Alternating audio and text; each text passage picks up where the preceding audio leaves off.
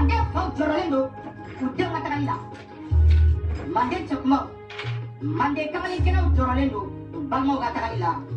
sinju ngatakan lah. Wa mande kau bekasih, ala kan lo ya. Mario, Malika mangalu. Ini boleh, kasih dulu. Ada orang suruh sih kumajini, ni waktu lah. Kasama buke, hakilu mafra jama. Kasama buke, dusu me yoro munasisa. Niko bitma,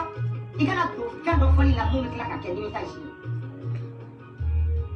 Salut internet, mandenka ou habitué de courir basita ou la kana bas kamela jerena. Comment me réunion na sympathisant kono? Donc mbena rasbadi na te live ke Cédric kono ne rebe na bla Cédric Mambrou ba la me abena mi fo sympathisant kono quoi. Parce que o de ba na fakate me Cédric Mambrou quoi. OK? Voilà. Balmo Onisu ambe Bamako ambe Sula. Sympathisant tche anamuso. Djekabo alaka kle wara wuli warati kachan.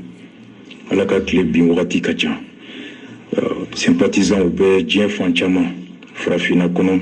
Europe kono, Asie du Sud-Est kono, Amérique du Nord Sud kono, Oriental Fambé. Clé mi manake alaka o heredi awni oma. O clé tonomi manako kono alaka awni on alaka mbetanga oma ansikiro la. Ni sali clé sabay. Bi mbebo nemi Mohamed Bachili. Rasbach. Akwa Guidi. Kabo kadamine folo ni foli mi kera beye o video kofe. Kren yala akwa groupe WhatsApp be kono. Sili alaka chama yira awni on kene ya nyana. Alaka yira awni on anna fulutiki ya nyana. Alaka sili chama yira awni on angania jele o nyana. Alaka awni on sili chama yira dusukumi be anna alamini ka nyesi fasoma. Faso mi enseigne comment alaka na dato anshila. Faso jeni faso kanu mi enseigne comment alaka kanu hera la faso ni awni on beye. Auka chantunga la kosobe aube tunga la alaka kisi tunga toroma alaka ula kana tunga nyangatama autara mumini alaka soroli nogoya aube kelenai alaka ube mansigin faso kono faso hamimbe aula alaka hami frasoro ala amona ke yoro ni nyangata fenfe bi alaka ula kana oma sympathisant che ana muso mimbe mali kono alaka ambela kana alaka ambe to nyogonye alaka ntusuku mine to nyogonye alaka na je dato anshila ambe kelen na mali kono mali koka alaka nyama nga mokoroba la alaka nkulo moka doula alaka ngarjige bukala dili kan sanima banuna alaka mfenfe yanko kiyama nyina sankono sympathisant che ana muso akera seder che ana muso malien che ana muso mumbe sympathisant no munte seder lawo ngani malien kaba ala ambe barajugo be yama fenfe yanko kiyama ala ku badaro smoya unamina je kitima alaka noya o foli bolen kofe bi boli kun krenye Nasra Sako ni o sympathisant présidentier aka ya Maria kono aka dani dani chila sema ni aka présidenti Nasra aka ya Maria ni bureau be aka ya Maria kono ka dan klo kampi kan wole krenye la ka fonye ko ngania mi ni autunya siri kame ni nga boli laban français ni autara bunya dankro hotel la ka fo angania mi tunye ka se ka yoro nini Bamako kono yoro mi ni abese ka joka ke CDR ni rasbachere ka kanumbagaw ananga faso jo miri ni abara fereti ka yoro udagai na be fo mato kana ko siège walma quartier général QG ungania mi nawu soro ka daka am dona kosobe kanto Carrefour la ambora Carrefour la chukumi o madugo mugola Sumaila Tali jamana nyemo ko tawuka roy nga mabitala alaba tala wasro anfa ani amoke drame abe montrer chokroba nyumay alaka anyeme alaka nklome akadwula alaka ngarjige halibi akalla dilika nyumono wallahi chokroba depuis anyama nyugonye ayaye kafambe baramina ndondo besi gelabe do ani famauche do be se ku dimimbo ana ni soko ni yoroko ye aka yoro min ni meka kuma kauto akono jelibugu labi studio ko fe kije kono nana yoro chamamba soden nani salon belebeleba ni terasi aya ngani ata ka lase ama depuis 4 ou 5 mois kabana be Carrefour la kaya ngani atike faso jomi miri bankono faso jomi se mankono faso jomi hakilna min be anna ale joro e mu e do ko fe kase ko yoro yi école kramo école sori tumba kono kabe munu be kalana kono aba école so privé la bo wuk me wori min da makalo la to me wa kene bo par mois promoteur d'école mi tumbe enfla yoro mina ou tumba sera par mois presque 500 000 francs na ko wori te fouché faso jokoro a jera ka délai du ma ko yoro libéré ka yoro la bla anye pendant 3 mois amana me ka yoro la be fambora do mi ala ke anana ambe drame fou ka nyeme ala o komi ngera ni sympathisant mo ko anga yoro nyini anyere ko jo o fere no mirina min tara aw fe aw ya bonya dankoro kanga do ke ka nyogon deme ala ka mirina ananga nyuma na waleya o bi araba mode mekle mukan ani wolonfla je crois qu'il était 16h ici à Bamako dani wole akoma ko bureau ka ya maria kono président ka ya maria kono alhamdulillah ngania mi tuntara na bonya tundaran kan ya kalu damadoy ko sympathisant chew anu muso ani manyumo ala sira ku garjige ngania ka la waleya ko edugukolo san sodo jolen tundo be fere la uya san ko ku ya san lafia bugu asana yoro mina ya yoro fonye o yoro yere o kasuru awna ko wire ya nyini u yere ka tereme u yere ka san u yere o ko bi fere kera be notaire ka yoro la o bi le uya dan kuro wa ki wora dan klokan ngo alhamdulillah ala ko ke ayum wole bi ku yoro san uga tereme je crois qu'il y a comme million mugan ni damado haklita la blé mais ku ya benyene bo ka benyene bo devant notaire bara donc fere kera wori sara la ka to papier la bani ka yelema alors tokola donc ko bobo polokan donc ku de bunya dankoro bi bon franchement akuma abina aklika ama binga abina kan parce que fin ni soja koy abe haramaden abi ni soja je dis fouite tanumbo fouite bonyabo halibi ala kanto nyogonye wari fin dereme fin do sabu nyuma nulu de farla nyogon ka kana 6 millions mugan ani koma ka se ka keta dugukulo insan ala ka dereme kelen na noroblani wari chamanye war barka chamanye mawma ya keni ngania mi faso jolini faso yiri ni faso basigili ala ka ngania awolo fere nyuma na aw kelni aw kelen nay ala ka ngania wolo dusuko nyuma na aw ni aw kelen nay ala ka wolo latige ko nyuma na aw ni aw kelen na ni faso dembe ala kana ngania lankolontanya ala kana nafulo lankolontanya ala kana amirina lankolontanya akira jemin kama ani bunyani kanu min kama kanya sinere rasbati yorola ala kana bunya datuna ala kana kanu datuna ala kana ajoro ala kana adatuna o nimi funa nyemugo e joro dorondi nyemugo e bunya di ni ame nyemugo komogo de bila ni komogo te ite fuinye o komogo kroidi mamimbe ki koloshi mamimbe ki korola do domana gandu ne komogo e jonyi mamimbe ki kola do ni ame ko so kloma de do ni ame ko ko seni kilendo kamine ni sente ko bebi ni klomate yiri bebi ni klomate ngwa bebi ni klomate so bebi domana gandu aka green komogo koro de mamimbe nabi jigi koro mamimbe ni kwibe bi hakli yorola abeni son hakli nyumana kilajo mamimbe ni kwibe na bi dalu yorola abeni son dalu la kilajo mamimbe ni be na bi fili yorola abeni son donia la kilajo mamimbe ni be na bi lebu yorola abeni son kuna wolo la kilajo ode komogoy donc iglone me mamina haklila iglone me mamina jigila iglone me mamina chiela iglone me mamina jorola iglone me mamina sosorola oka buni bamanangando madeli kan wala fashi me chamanta kordo nyamugo jigi de komogo de ye nyamugo kan kuloma komogo de nyamugo ka bere ni nyamugo nyina na uko kipan okuma kankan kipan o bunya kuna kipan o joro kuna ibe pango flake ala kan kisoma bakurubala ala kana yada ala kana kafa ala kana ankafa anemu nga ala kana siran ngalunye kanye jo tiela ala kana siran manifinye kanye jo alala ala kana annata soroye kanye jo tiela ala kana siran natanye kanye jo ngaluna katuku ngalunko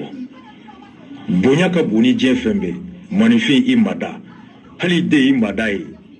mauma na ibonya imadaye obato sini bse kenya jo ala kakuma bono ma fodla ko ala kana dato ana horonya la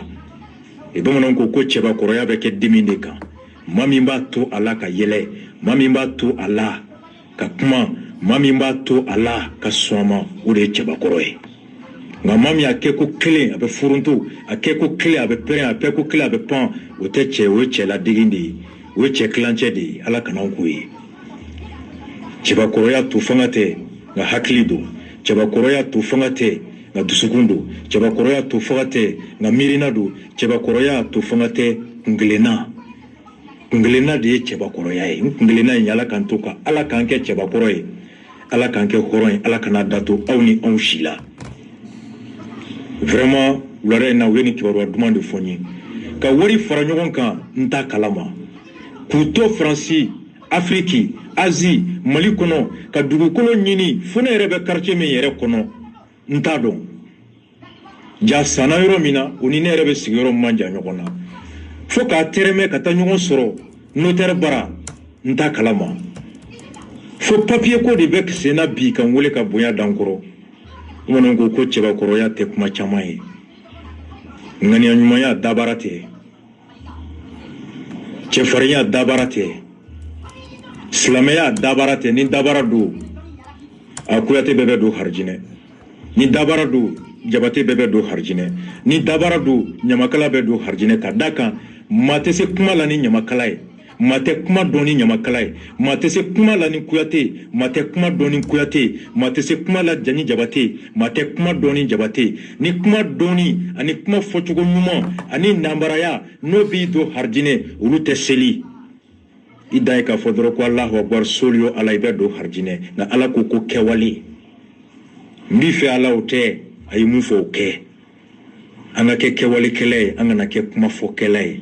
alaka Antonio Gonye ni foli de tumembolo ka fo awbe haketo il est 20h10 ici à Bamako moins 40 minutes à Mabo et quartier la folo kata an kunda radio kan donc nala sonama e boyenga invité suina boaka chane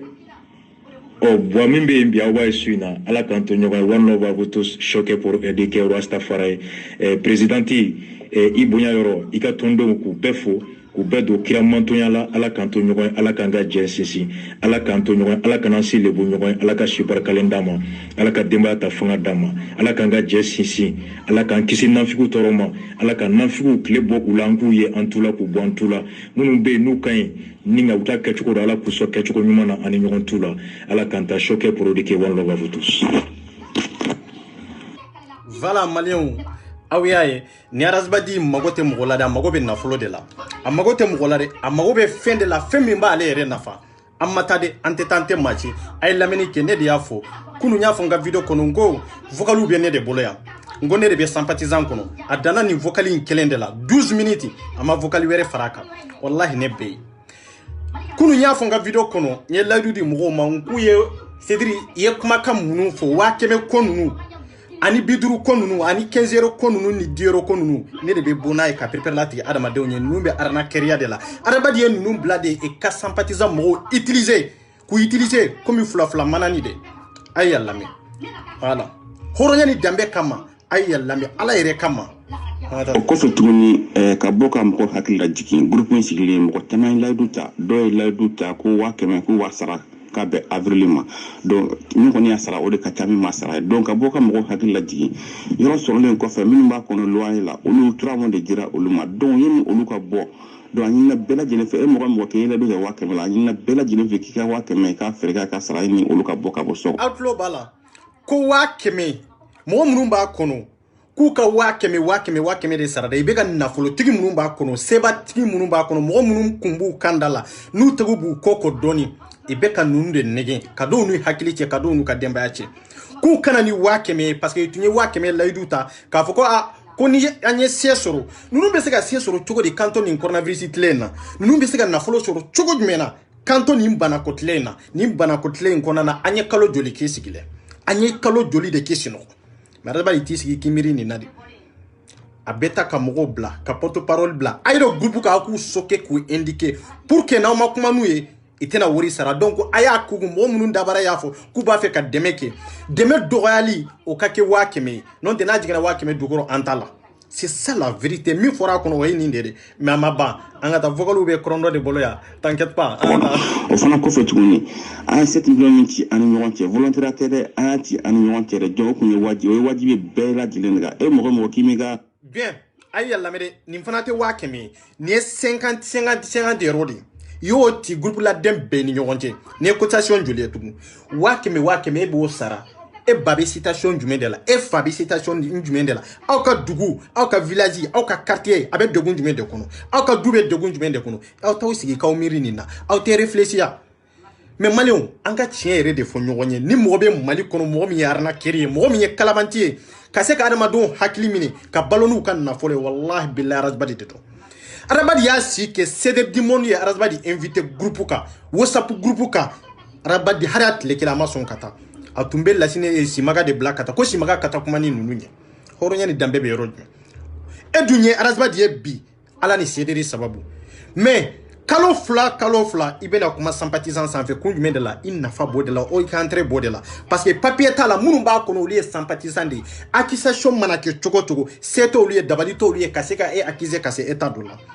ko nin de kunfinya n'a kalanbaliya n'a kodɔnbaliya o de caman b'u bolo sympathisant in kɔnɔ mɔgɔ minnu t'a dɔn n kan k'i ba furakɛ cogo jumɛn na n kan k'i fa furakɛ cogo jumɛn na n kan an c'est-à-dire école min b'an ka dugu la an kan ka baara k'a kɔnɔ cogo jumɛn la pour que k'a tɔgɔ duman a n'a hɔrɔnya n'a danaya ta dɛ i t'o dɔn dɛ mais i bɛ se ka taa ka taa 100 di Arazbadi ma a k'o don kapoti la i bɛ sɔn ka taa 100 di Arazbadi ma wallahi balima dɔ bɛ dugu kɔnɔ hali sunkalo sɔngɔ min tɛmɛna ta wallahi hali sali la a ma saga sɔrɔ k'a faga sogo sara de taara ka taa d'a ma ala kama kira kama mɔgɔ dama de bɛ sympathisant kɔnɔ k'olu bɛ ala nɔfɛ olu bɛ kira nɔfɛ i bɛ julajuguya nɔfɛ ou bɛ ala nɔfɛ yan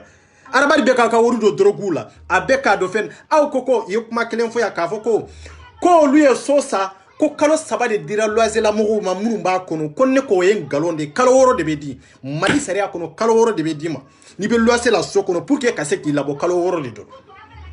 6 mois kalo 3 tɛ 6 mois de bɛ di ma bon ninnu ma kalan mais an ka taa a y'u lamɛn dɛ a tɛmɛnen da la dɛ olu yɛrɛ bɛna min fɔ aw b'o de lamɛn wari ko la quoi c'est ça ne b'o k'o de fɔ olu bɛ t'i sigi k'a fɔ ko jɔn ye kalabanci ye i bɛ t'u sigi k'a fɔ jɔn de bɛ ka mɔgɔw arnaquer aw sigi kun tɛ foyi ye ba minnu b'aw nɔfɛ saga minnu b'aw nɔfɛ de k'olu arnaquer n'u ka nafolo ye cɛ Arazbadi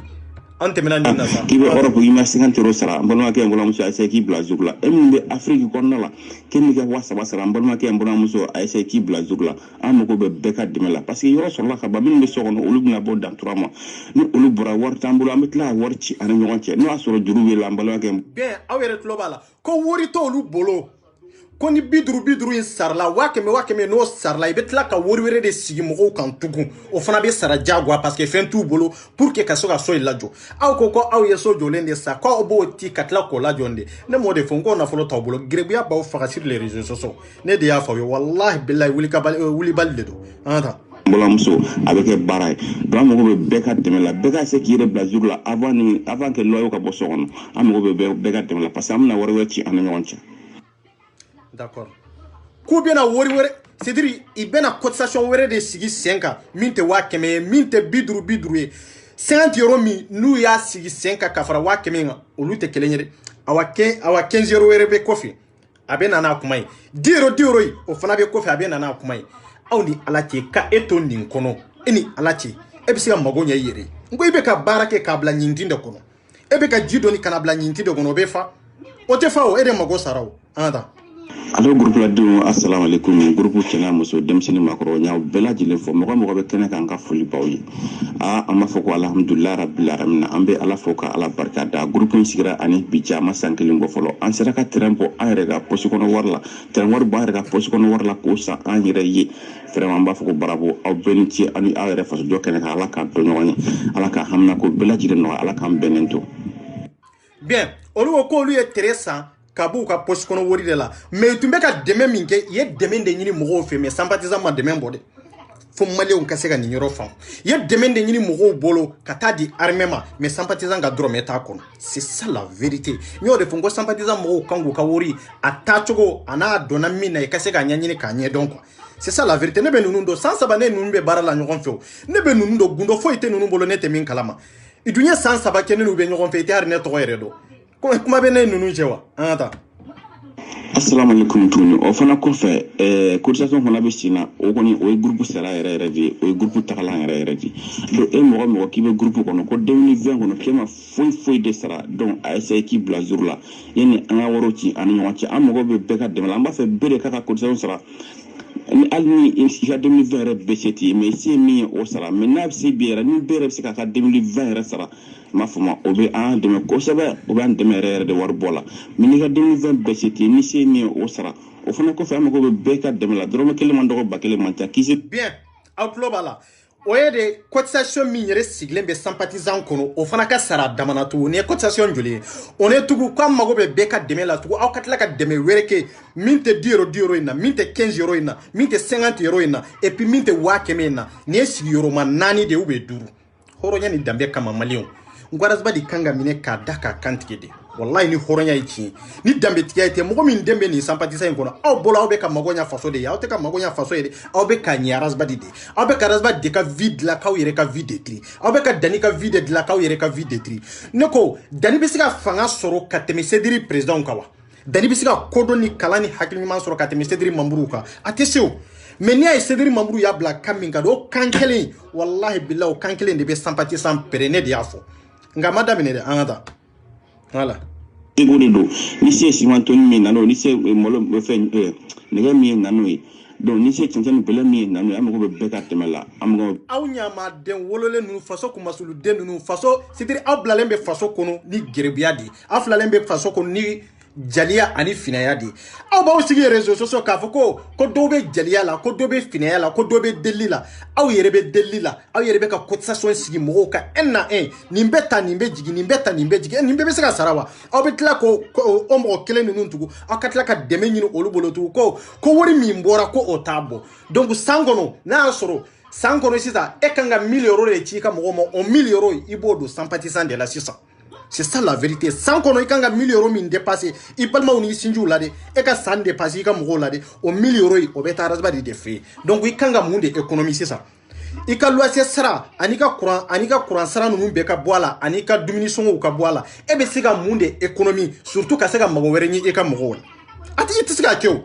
O de ato chama be ka foko no konga mo be cedri kono ku te ka baraki nga mo be cedri kono ni depuis ni cedri ko ngula ante ka fenya ante ka nafolo e awai tumbe de meminte ni be bana femere tere a wori be taras badi de fe wori be ta kapoti de la a wori be ta muso ko de la wori be ta droku de la c'est ça la vérité et cotisation duru kalo kelen kono aw katla ga deme nyino mo kelen nunu mo te har na utu bonya ay feri nyina kamalo ya mo nunu na quoi c'est très important har nu te fendo har nu mankegu aya yira ka fo adama de unde do aya yira ka fo kube ka wori ni segeni de gunde kono quoi ko balmo de bula ko sinju de bula ay mirika tachi surtout ambe mama min kono ni mama inka gele kateme mama bela jelenga mo manga ka mo wajibiya biambe wati minatisa ka fo ko deme kenye surtout cotisation ka si mo ka jagwa fo ka ni sarade ika wa keme sara ika ikatla ka 50 euros saratugu ka 15 euros saratugu katla ka 10 euros saratugu katla ka ta deme were nyini fe timbalma horonya ni dambe be rodme nunun tata gerbuya ya mo be delike mali kono ani mali ko ka kateme nunun ka arabad na no fe mo ka bo lu beta jolla kari facebook sanfe olu beta galon siri jonde la facebook sanfe à vrai dire ne de kombe bona réalité ni ta réalité doya anada donc albi ananji ja dafna transila kise nan teke de nyoma mamba jo ka ban to yani sa la wanche asibe ala ka sikani nga fuli bo bela jile assalamu alaikum awni alache kawto delila awni alache kawto be kam ho arnake ka do ni kisel harna jora wallahi habibi billahi nyankali alala nyango ya tere mais à vrai dire mbega kemede fawiyata wallahi anada wa assalamu alaikum là dit ça va quand même d'accord monsieur Boye il m'a fait fonichi à télé groupe qu'on a sigra war de kama war ka bo voilà et encore groupe sigra war ko de kama ne hakila groupe sigra ka hakil naw de fale kanani ide nyuma unye kanani size nyuma unye pour que mun de bɛ se ka faso bɔ nɔgɔ la mun de bɛ se ka dɛmɛ kɛ faso ye o kɔfɛ aw bɛ 10 euro in sara 10 euro in de taa yɔrɔ o de nafa ka bon ka tɛmɛ aw ka cotisation wɛrɛ sigi mɔgɔw kan groupe mana sigi cogo cogo kalo kalo 10 euro ne hakili la o ye wasa kɛ ou bien a san kɔnɔ cotisation fila mana cotisation kelen de bɛ sigi mɔgɔw kan ka fara 10 euro in kan o kelen bɛ se ka kɛ wajibi ye comme aw ye 50 euro min bila o bɛ se ka kɛ wajibi ye mɔgɔw kan o bɛ kɛ iriza ɲɛ i b'o 50 euro in sara mais à part de 50 euro in i bɛ 10 euro in de sara kalo kalo o tɛmɛnen kɔfɛ aw taara cotisation joli de bila ninnu kan 100 cotisation bɛ yen 50 euro cotisation bɛ yen 15 euro cotisation bɛ yen 10 euro cotisation bɛ yen k'i kana n'i ka san 2020 min an b'a kɔnɔ fɔlɔ k'i kana n'o cotisation bɛɛ fana dafalen ye mais aw hakilila tɔw ye baganw de yan donc aw bɛ ka dɔ fɔ minnu ye sur les réseaux sociaux k'a yira olu la k'olu bɛ wari ɲini de la aw ta ye mun ye aw b'a fɛ ka taa hiji de yan ou bien aw b'a fɛ ka taa alikaba de bɔgɔti ka na tora aw bara han ni ala cɛ nin wari in bɛɛ bɛ sɔrɔ mɔgɔw la tan nin wari aw bɛ se ka nin sama ka bɔ ninnu kun cogo di k'a fɔ ko ninnu bɛ se ka mɔgɔ wɛrɛ ɲ'u yɛrɛ ma y'a t'a la Cédric Mamuru n'i y'o yir'i kɔnɔ i b'a fɔ ko falatɔw de don hali Faransi a Cédric Mamuru minnu bɛ sympathisant kɔnɔ n'u ye forme foyi de t'u la walahi giya foyi de t'u la k'a da mun de kan fɛn t'u ko i ka nafolo bɛ taara Razbad de la aw yɛrɛ bɛ jamana min kɔnɔ yan même ka se ka balo aw tɛ se ka balo mais aw bɛ k'a bɛɛ don kapoti la ka di Razbad ma k'a bɛɛ don drogue la ka di Razbad ma o bɛ ɲɛnabɔ bala yɛrɛ e tɛ sa aw ka dɔgɔtɔrɔso filɛ aw ka école ninnu filɛ aw ka école ninnu ni san nana kalan tɛ se ka kɛ yen bɛ fa ji de la fo dugulamɔgɔw ka don a kɔnɔna la de pour que ka ji sama ka bɔ mais hɔrɔnya ni danbe kama e ye 1 million min di Razbad ma yanni i k'a d'a ma i t'a dɔn i ka dugu la fɔlɔ e kan k'a dɔn i ka dugu de la fɔlɔ n'a y'a sɔrɔ ko se b'i ye dɛ i kan k'a dɔn i ka dugu de la fɔlɔ e dalen tɛ foyi la fa ye kɔnɔ la ni fasadi feere tɛ o fasadi ninnu n ko minnu bɛ Mali kɔnɔ olu de t'a dɔn mais ne bɛ yan de ne b'a dɔn min ye min ye e b'a dɔn ne yɛrɛ ye min ye Aras Balayɛri e bɛ ne dɔn ne bɛ e dɔn walahi e bɛ ne dɔn e bɛ ne dɔn mɔgɔ wɛrɛ bɛ ne ni e bɛɛ lajɛlen dɔn e tɛ foyi la yan et puis 33 10 ninnu fasadi e bɛ k'o dama de feere fa ye kɔnɔ yan fa ye kɔnɔ yan hali siyɔrɔ tɛ e bolo e bɛ 100 k'o fara ɲɔgɔn kan ɲani ni tɔɔrɔ kɔnɔ e ma se ka nafa foyi ɲi fa ni ba ye k'olu lata hijire e ma se ka olu labɔ buguso kɔnɔ de e sera ka mun de kɛ hali bɛ muso min bolo ni muso min bɛ ɲɔgɔn bolo wallahi bilahi i tɛ si muso in bara ni dɔ min ka d'a ye i bɛ taa si muso in bara n'o tɛ i k'u kala bɛ si fa ye de la hɔrɔnya danbe bɛ yɔrɔ jumɛn e ma se ka hali solution sɔrɔ ka se ka hali so ta i yɛrɛ ye ka bɔ fa ye ka nin degun in kɔnɔ nin degunba min n'i b'a kɔnɔ ka se ka bɔ kɔnɔ e ye 100 de e y'o 1,1 de ta k'a di Razbad ma ɲɛngoya tɛ sa mais adamaden yanni i ka jɔrɔ ni mɔgɔ wɛrɛ ka vie ye de e yɛrɛ ka vie assurée fɔlɔ quoi c'est très important kumaba in tɛ sa i mana miliyari sɔrɔ n'a comportement t'i la n'a kɛwale t'i la n'a siyɔrɔ t'i la c'est zéro parce que ɲɛnamaya a ɲuman i fɔlɔ de k'a nɛnɛ n'a sɔrɔ a ka di n'a kɛra juguman n'a gɛlɛyara e fɔlɔ fana de b'a nɛnɛ yanni maa wɛrɛw k'i dɛmɛ n'e bɛ sɛgɛn kɔnɔ e yɛrɛ de b'a dɔn i bɛ sɛgɛn kɔnɔ mɔgɔw ka se k'i dɛmɛ bon n'i bɛ hɛrɛ fana kɔnɔ e yɛrɛ fɔlɔ de b'a dɔn e bɛ hɛrɛ kɔnɔ après i ka tila ka nɔgɔya kɛ mɔgɔ wɛrɛ ye mais aw t'a laɲini k'aw ka hɛrɛ n'a ka bɔnɛ dɔn dɛ aw b'aw digi bɔnɛ de kɔnɔ mais aw tɛ hɛrɛ ni bɔnɛ bɔ ɲɔgɔn na n k'o ye kalanbaliya de ye e kɛra bagan de ye même saga mɔnɛ ka fisa ni Aras Balayɛri tɛ foyi dɔn an ɲɛ b'a la cogo min de a kunkolo falen don bɔgɔ de la a tɛ foyi dɔn pas paga Anda. Du terrain sɔrɔ la déjà. U ka wari bɔ wari ka bɔ voilà wari ka bɔ baara ka kɛ an bɛɛ ka lafiya. Bien, aw tulo b'a la dɛ nin vocal ninnu bɛɛ kɛra bi wari bɛ se ka bɔ cogo jumɛn na bon ko nin ye kalabantiya de ye fɛlɛ ka mɔgɔ ninnu ka da u n'u hakili de cɛ ka taa Razbad cɛ kana dɔrɔn parce que mɔgɔw banna ka wari sara mɔgɔw banna ka cotisation sara 100 ma sara o ye kelen ye cɛ y'a fɔ vocal kɔnɔ yan k'u jija k'a sara de 100 ma sara 50 in ma sara 15 euro in fana o ma sɔn k'o fana sara parce que olu jɔra 10 euro in de kan parce que cotisation cayara mɔgɔw ka degunna quoi mais i bɛ sera ka hara fɔ da la laban na yɛrɛ mɔgɔ yɛrɛ tɛ kuma groupe yɛrɛ kan i bɛɛ bɛna dɔrɔn ka sɛbɛnni kɛ dɔrɔn bɛ ka fɛn dɔ fili se groupe kan dɔrɔn après ka tɛmɛ ni sen fila ye mais tiɲɛ yɛrɛ la hɔrɔnya yɛrɛ kama il fallait ka min kɛ nin ye nin plan in ka bon dɛ i bɛ taa Razbad ta dɔrɔn ka na n'a ye dɔrɔn ko a kana kuma groupe kan ko parce que ko an ye nin kɛ pour que membre minnu b'a kɔnɔ ka se ka olu la convaincre ka dɔw n'u hakili cɛ Baci yɛrɛ nana n'i y'a fɔ ko Baci kana kɔni i ma taa nkalon tigɛ Baci ye or que bɛnkan de don or que bɛnkan yɛrɛ de don i y'a ye bon ni Baci nana kuma sisan ko bɛ nɔgɔya hali n'a sɔrɔ mɔgɔ minnu bɛ taa juru de ta aw bɛ taa juru ta kɔni mais cotisation min fɔra aw ye aw b'o kɔni sara a bɛ to aw ni jurumantigi de cɛ hɔrɔnya ni danbe bɔ yɔrɔ jumɛn aw ko k'aw ka kɛ Cédric Mamuru aw ko aw ka kɛ sympathisant wallahi aw tɛ foyi dɔn aw tɛ papa ka dɔn wallahi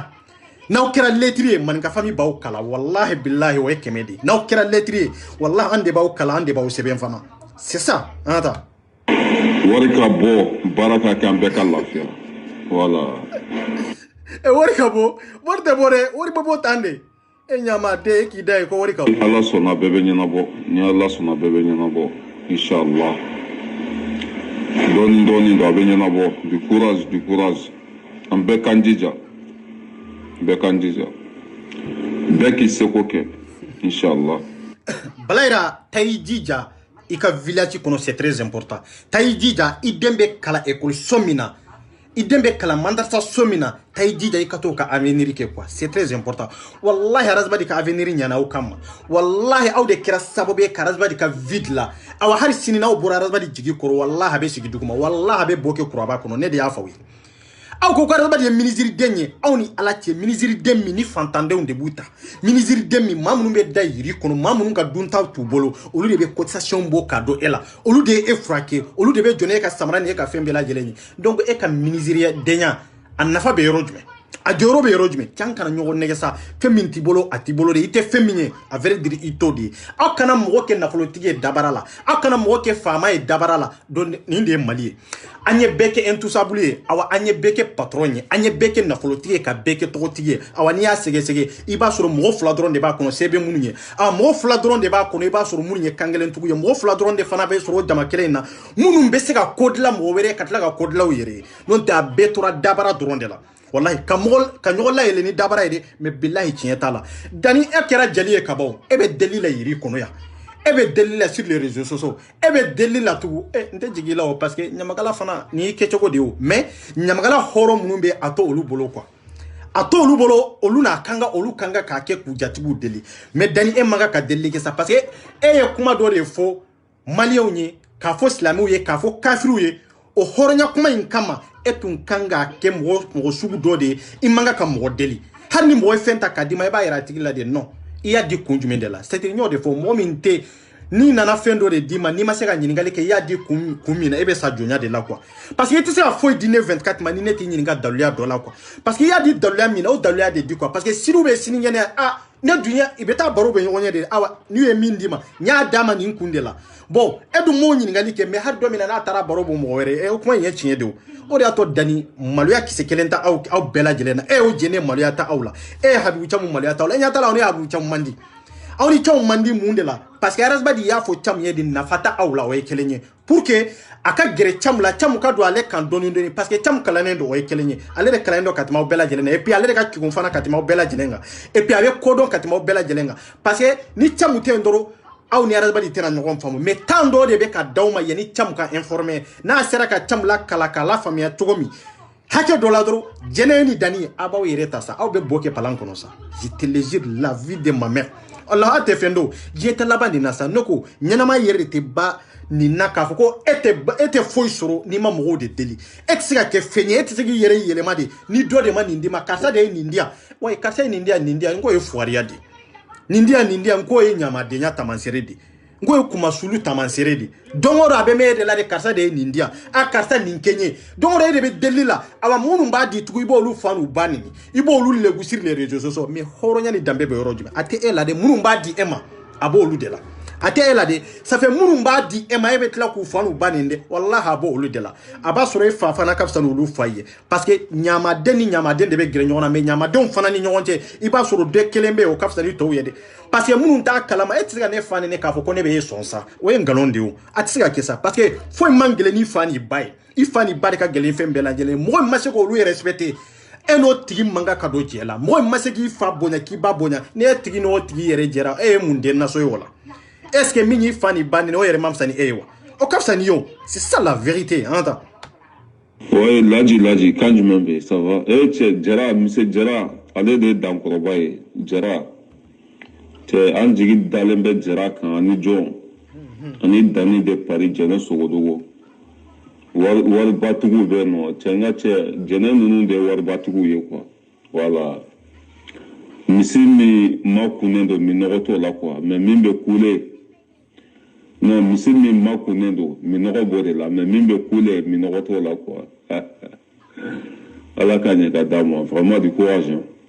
Bien, alors cotisation fait que sympathisant kono jenne ka drome ta kono dani ka drome ta kono mais ba ira mo la ka foku ye drome sara mais billahi ma sara munu ye wori sara be profito wori de no fe ka ira mo la dro anye ni sara or que wori be tlo mo saba de ni nyokonje olu be drome sara wa olu de drome sara c'est ça la vérité. Mais ni bagande infana dalen bende jene anjige jene yorojme jene be ka baloela jene be ka ikel lemruba ki susu balayra ete kiguya eni ala che ete kiguya halbi bo aw de be ka nalma o chayambolo parce que aw be kechugo mina aw be demunu wolo o demunu fana be nalo ni kechugo de là quoi. C'est ça la vérité parce que avec tien de quoi. Voilà.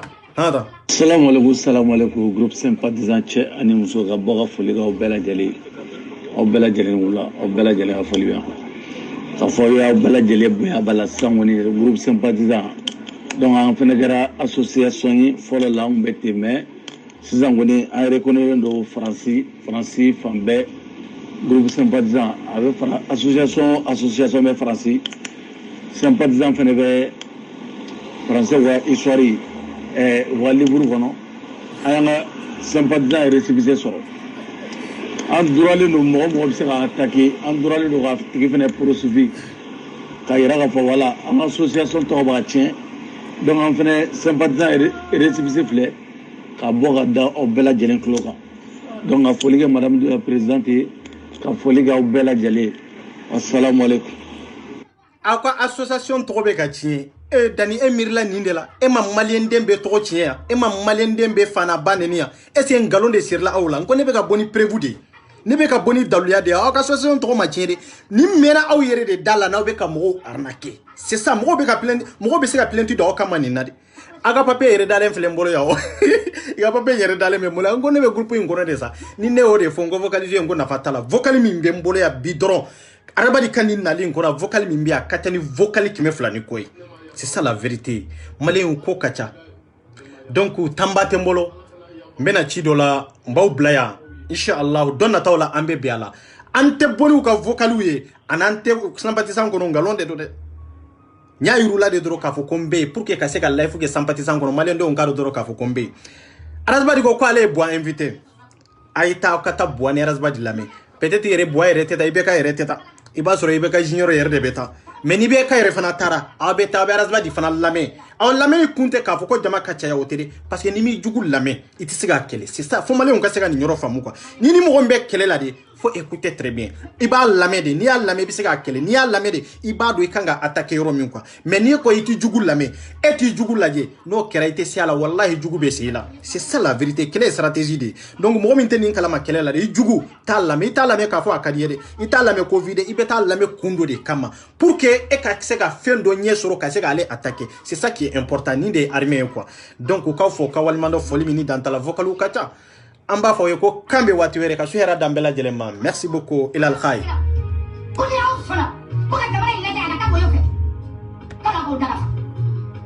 Kunyang sala, bawai ka na ulit, okay, boy. Kung wala kung tawlay,